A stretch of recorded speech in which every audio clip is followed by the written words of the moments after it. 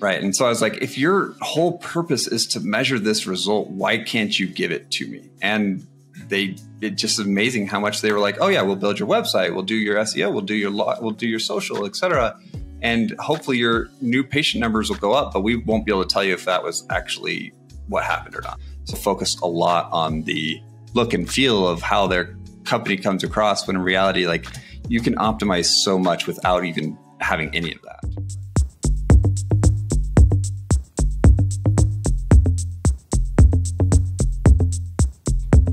Welcome to another episode of Dental Marketing Goat. And I'm excited about this one. This is going to be a fun show. This is a newer podcast for me. So saying Dental Marketing Goat is a little bit off for me. But do you like that name, Tanner? What do you think of the name?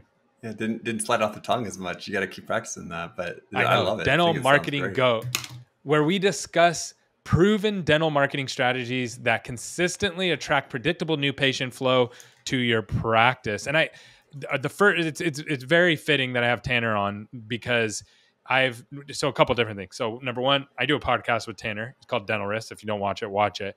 Number two, I used to manage a lot of his marketing, SMC, I should say, managed a lot of his DSO's marketing. So I've worked with him as a DSO vendor relationship. And number three, I love what he's building right now. He's building a SaaS product, which is amazing and is really going to change dental. And I think that he's going to absolutely tear it up with that. So Tanner, thank you so much for coming on today. And I'm excited to talk with you. I would love to have you do a quick little intro, and then we can dump into how to actually scale your marketing as you grow your DSO.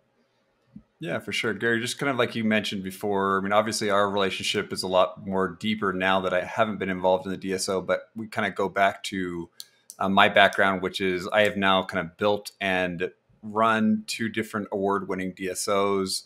Love that. Love the learnings and the adventures that I had there, but recently pivoted to my passion, which is technology and innovation. And so I'm actually heading up Unify, which is, as you mentioned, a SaaS product to hopefully revolutionize dental. What we do right now is we bring all of your different tools and everything into one singular platform to make it so that your team doesn't have to. Sorry to disrupt the show, but I got something crazy to share with you. We are attempting to connect with all of our listeners. We have thousands of people that listen to this podcast, and we want to meet you in person. We have 4 events coming up, and I want to give you a discount code that you can use for the next week to save $300 off your ticket. The discount code is Gary Bird, and the link is going to be just down below. You can also go to smcnational.com/events. I hope to connect with you in person and help each other grow our businesses. Can't wait to see you soon. You constantly be chasing all of these different softwares and stuff that you log into. So that's kind of a little bit about my background. And yes, as far as marketing goes, I always laugh because I think I went through 8 different marketing vendors before I finally found SMC and sat on it, right? Like, and I can go through the millions of different reasons why different vendors didn't work and what I loved about SMC. But yeah, marketing was something that I unfortunately had to spend a ton of my time on to get right. Yeah, it's a hard one. So let's talk through that first. So what exactly were you looking for? Because marketing is a broad word, right? So marketing could mean a new website. It could mean social media, can mean SEO. Like, what exactly were you looking for when you said, hey, I'm going through these 8 companies and I'm having to wade through all of that? My approach to things, for people that know me, is that I'm very analytical and very process oriented, right? And marketing in my mind was always, there's a specific outcome that I want from marketing, but yet the whole process to get there was so vague, and like there was never like, if I do A, then it equals B, right? Like all of these other marketing companies were like, oh, sorry, you just have to put a million different things out into the ether and hope that one of them lands, and all of a sudden you can get this result. But also, by the way, we can't actually measure that result for you. You just have to. Yeah, we don't know. We don't know which of the. We don't know which of the 20 things actually worked. Right. And so I was like, if your whole purpose is to measure this result, why can't you give it to me? And it's just amazing how much they were like, oh yeah, we'll build your website. We'll do your SEO. We'll do your social, et cetera. And hopefully your new patient numbers will go up, but we won't be able to tell you if that was actually what happened or not. Got it. So what what was the turning point when what did SMC do well that you went, okay, this is actually, they can focus on this, and that's going to give me the ability to be able to sleep at night. I can move on to the next project that I have to work on. Reflecting back on it, I think this was actually something that you chatted about in your marketing boot camp that we just had about a month or two ago. Was it doesn't matter how you get it, you just need to get the results measured. And prior to SMC, I hate with a burning passion manual spreadsheets. Okay. And that's just because to me, it's just so inefficient that I'm like, oh, I know the technology exists to get a automated spreadsheet. Why am I doing a manual one? And so whether it was through SMC or not, I could have and probably should have gone through and started doing some manual calculations for this data prior to SMC. But the thing that really stuck with SMC was that you guys were like, oh yeah, hey, by the way, we hate the manual ones too. We'll do it, but we're actually building this automation tool to connect into your database and tell you. I was like, yes, that makes sense to me. That's exactly what I need. And that's what just for some reason didn't exist in these other dental marketing companies. They weren't techie enough to connect that void between data and this creative process of marketing. Yeah, and and I understand why. I understand why marketing companies don't do it. They're probably smarter than me because we decided to do it, and it took us like 6 years to build, and it was so painful. And it just like the PMSs are a mess. Nobody tracks things correctly at the office level, so you get this like mess of data that you have to wade through. But we did it, and so I'm super thankful that we did. And I understand why people don't do that. Like I understand why marketing companies don't tackle that, and it makes sense why people have spreadsheets. Now, so assuming, okay, SMC is helping you generate these new patients. Now, what are some things that really helped you scale your marketing? Because you went from a DSO that had a couple practices, and then you bought into another DSO that you were part owner, I believe, right? And you guys had 15 practices or something like that in the teens. Yep. What did you have to scale? What does scale and what doesn't scale? Let's start there. The thing that I loved was that you guys, marketing is a lot of like, yes, you can outsource it to a point, and then marketing becomes an internal process. And a lot of the times people don't recognize that there is this internal process of marketing that you have to own. Right. And so the things that were great was you guys handled all of our, like, what does our website visitor count look like? What does our our conversion count look like, et cetera, essentially to the point in which, again, it becomes internal marketing, which is what is our phone call conversion, right? So in the internal processes, if you have somebody else handling all of that stuff, the internal processes of marketing that we had to learn how to scale was how do we actually measure and convert these phone calls. Now, luckily, you guys, throughout our relationship, did develop a tool to be able to say, hey, here's your conversion rate on these numbers. But regardless, even without those phone calls going through you, we still had to internally figure out what's our conversion rate, even for somebody calling in to pay a bill that's overdue for an appointment, right? Like, what are we going to get? What's our conversion rate of getting them back in? And so those were processes of things that from a marketing perspective was just kind of the biggest lift for us. It doesn't seem like it's marketing, right? It seems like it's just kind of basic operations, but it really is. Here's the thing about marketing is that if you don't answer your phones, your marketing literally won't work, right? So I always joke with people, but it's true. I've never been better as a marketing provider than the front desk ever. I've never outperformed the front desk. The front desk has to convert.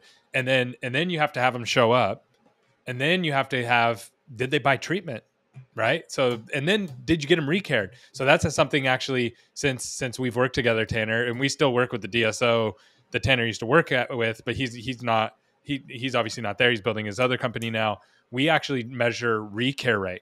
And here's the biggest finding that I found with recare rate of marketing patients. So you go into Jarvis, you go into Dental Intel, whatever, and you see your universal recare rate, and you're at like 80%, 90%. Maybe new patients might be a little bit lower than that. We started taking out just the marketing patients, and we found that you're usually about half of whatever that number is. So if you're at 80%, you're probably at about 40%. recare rate for these marketing patients.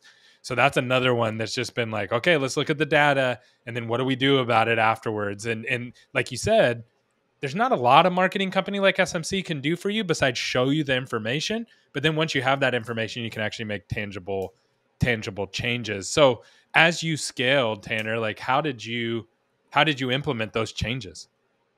And I also want to call out to Gary, because I think it is fair to call out that the things that you guys have automated can be tracked manually, but it is just extremely time consuming and erroneous to do so. So you can, right? Like, I don't want to put this out in the universe of like SMC is the only option that you have. And I'm sure you don't want it to be the same way either. No. But the reality is like, you can do it manually.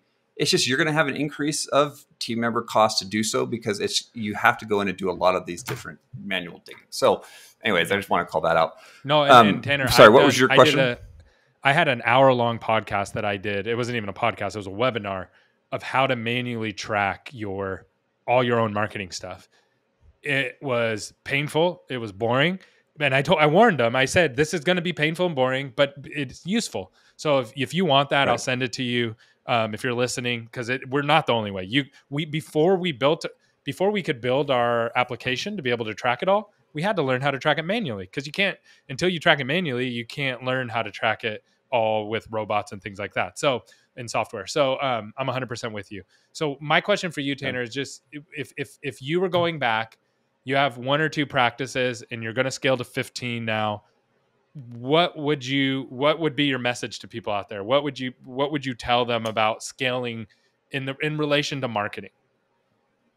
To my number one, always is get your data of your results. If you don't know that, you can dump a ton of money into a million different things, and it could be absolutely home run the way that you're spending it, but you have no idea. And because you have no idea, you can't scale that across new locations. So the number one thing that I would say is figure out what your data tells you. Got it. And then what would be something that you'd go back and change? What would you do differently? Was there anywhere you wasted time or energy on things that just were just strikeouts? I actually just created a LinkedIn post about this, so you'll see it probably within the next few days when it drops. But what it was I hired a bunch of people that had expert level kind of backgrounds, brought them in, wanted them to run that for our own DSO. But the reality is I was too prideful and kind of told them what to do, which was wrong because they were the experts. And that's a leadership failure on my part, especially in marketing. But the second thing too was that I started paying attention to too much long-term success and not enough short-term success. What I mean by that was I focused a ton on our branding and what our brand feels like and looks like, but didn't spend enough time on optimizing our Google Ads, our Google ad click campaigns, right? And so now all of a sudden I'm hoping that we're going to get this huge return in the future, but in reality is I'm not even doing the bare minimum now in order to get a return now.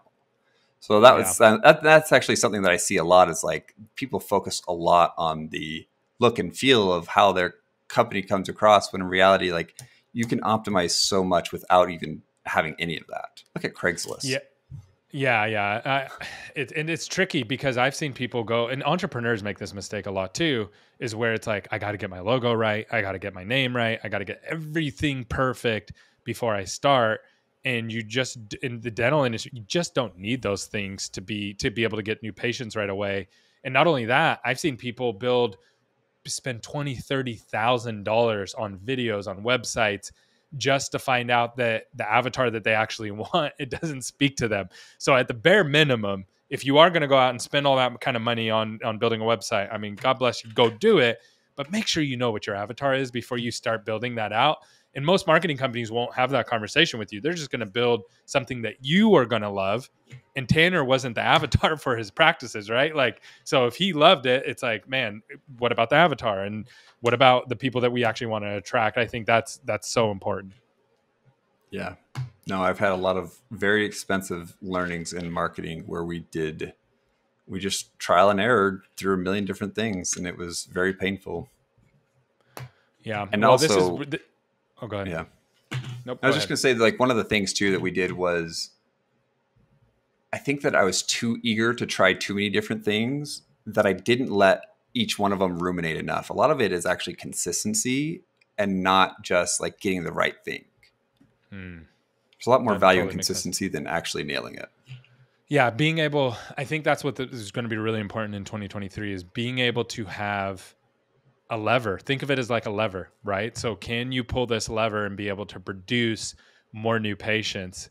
And something that I'm excited about, I haven't really talked to you about a lot lately, Tanner, is that our CRM that we're building for these dental offices is going to take that to a whole nother level. So not only do they have the lever of have SMC increase my spend to get more new patients, I know my cost per acquisition is $200. So here's another $1,000. I need 5 more new patients. But then they're going to be able to look in and say, well, what about all the patients that showed up that didn't buy treatment? Or what about all the patients that, all the way through the journey that didn't recare? But then they're going to, and I know they can access that information now, but it's cumbersome to access it. And it's never really taken advantage of from a marketing perspective. So the CRM is going to act as that communication platform from a marketing perspective to be able to pull the levers of, okay, we need to boost recare, we need to boost end of year, we need to boost whatever, you know what I mean? September, here's our plan to boost September's production because we already know it's going to be a dip month for us. And you can have that all built in, and then we'll have templates that we already have built into it because we already have all that information of when it goes up, when it goes down. So here's how to internally operate from a marketing standpoint. And I think it's going to be a game changer for offices. It'll even be better if you can automate it. Automated drip campaigns, all those that's things. What like that'll be amazing. So the templates will come in all automated already. So it's just like, here's what we know for GP seasonality. We already know this. Boom, it's already there. So, and then you hit go, it's going to have the text messages, the emails, everything's already set to go. Or you can go in and you build your own or build different ones. And then we'll just keep updating it as we get more information. We'll just keep updating the templates that you can use on it month by month, week by week, year by year. Love it. Let's go. When are you going to build that for SaaS companies? Well, there's CR. You know what? I feel like HubSpot is probably the closest to having that. It's just you have HubSpot has a good framework, but you got to go in and build the actual, like the templates aren't there. But you're right. The framework of how to do it is there for sure. Yeah. Any other parting words, Tanner? I know this is shorter than what we're used to, but this is kind of how this podcast is going to roll. Any other words, parting words of wisdom around marketing and scaling a DSO? Nope. I would just say, make sure that you're not underemphasizing or overemphasizing the importance of relationships, right? I got caught up in some marketing companies that I really liked the people, but they didn't produce the results. And then there's also sometimes where I didn't appreciate the relationship enough where they were giving me great results and I could have built even better results if I had a better relationship with them. So just making sure that you call that out as well. Yeah, I think that's in all walks of life. Yeah, you can always optimize for relationships and improve things that way. Well, great job, man. I really, really appreciate it. And thanks for coming on. All right. Thanks. Peace.